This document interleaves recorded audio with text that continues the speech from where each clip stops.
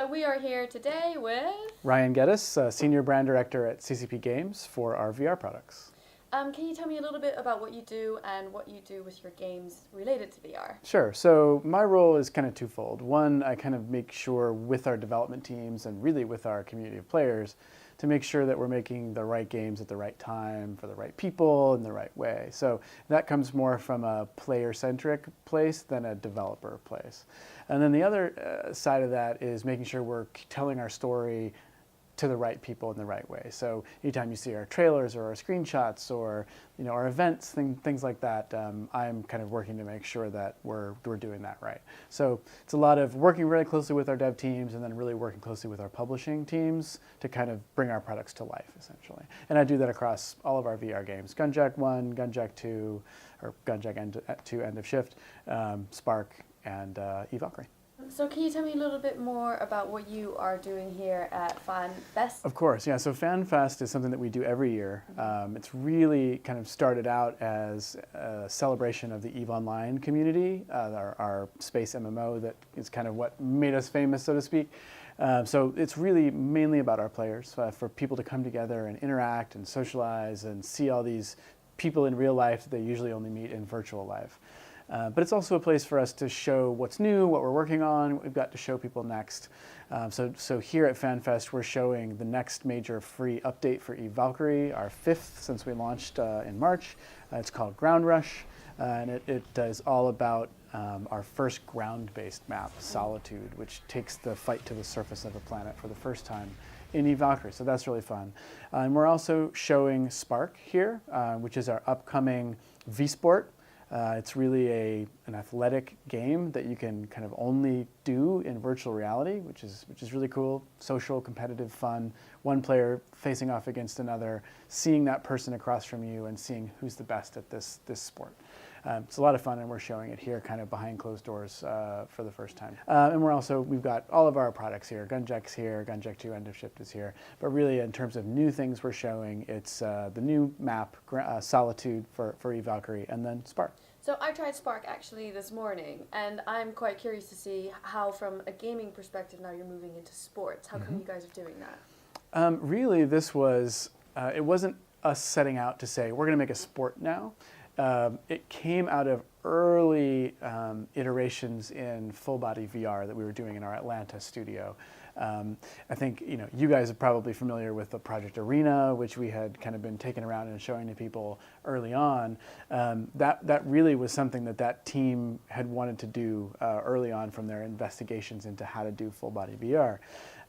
The more we played with it and the more we kind of turned it into something real, the more we realized that this isn't a game, really, as you would traditionally think of a game. It's a sport. I mean, it is people facing off against one another, bringing physicality into the virtual space. That's something that we decided, rather than make that an element of our game, we stripped it completely down to that concept and decided that's what we really were making, and that's what we really wanted to do.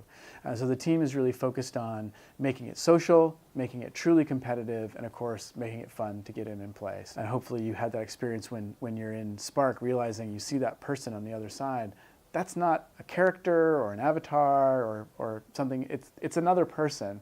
And what's really cool about full body visualization in VR is each one of us has our own sort of, tics that we have and ways that we express ourselves physically with our bodies we're almost unaware of.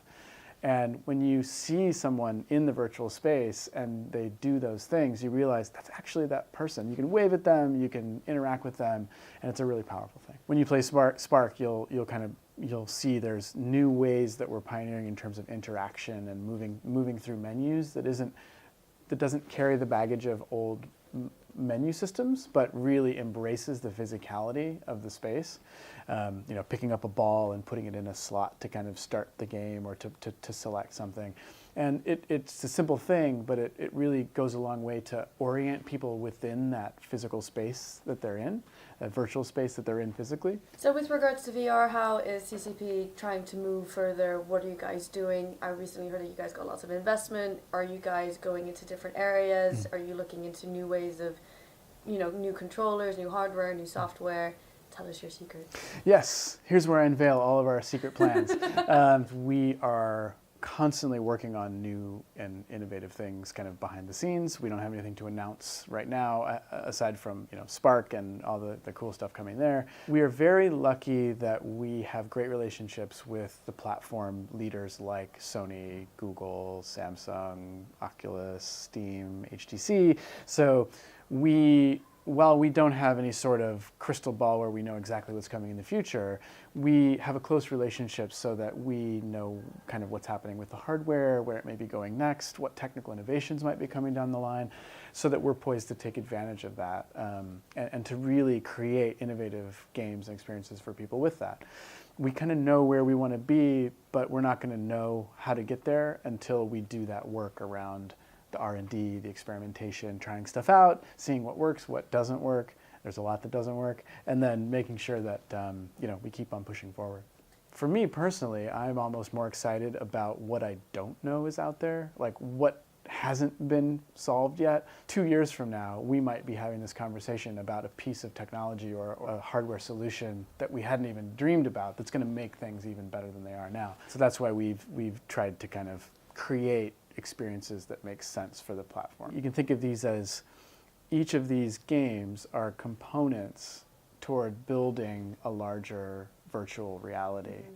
Not to say those games are going to at some point connect together, but that the connective tissue of all those different games and the things we're learning about those games and what players need and what they want, those don't just go away, those build into something bigger in time. But I'm always interested to see our EVE Online community play VR games for the first time, because they bring a completely different viewpoint. They're not people who are VR boosters, super community VR members, like they've loved this from the beginning. They're kind of looking at it from the sidelines saying, is this something I want? Like, why do I need this? And inevitably, they play one of our games in VR and have an amazing experience and say, I get it. So do you feel like there's a lot of gamers that you get from that are moving over to VR? It's definitely happening. It's definitely happened. Yes.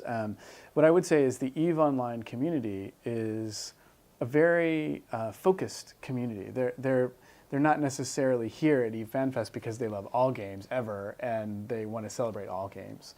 They're here because they play EVE Online. Some of them play other games, but some of them don't. Some of them only play EVE Online. I wouldn't say it's like a scientific way to understand how, quote, gamers respond to VR games. All we can really say is how our EVE Online audience responds to it. It's still very valuable, and what we tend to hear from them a lot is, I really want to have that experience, meaning EVE Valkyrie or Gunjack or something else, in this EVE ship or this type of EVE context, right. Which is great to hear. I mean, the EVE IP is huge, and we're happy to be expanding it as much as we can. Definitely some of our EVE Valkyrie players were former EVE Online players, but also there's a whole community of people, especially on PlayStation VR, who may have never heard of EVE Online. They know the Valkyrie brand first and the EVE brand second, and that's really cool to bring a whole new type of player into the EVE universe. Well, thank you so much. That's, I think, really insightful to see where gamers and VR, how they're sort of coming together. Absolutely. Where can we find out more information about Sparc and what you guys are doing? Yeah, so if you're interested in learning more about Sparc, just head over to playsparc.com. You can also find us on Facebook at PlaySparc.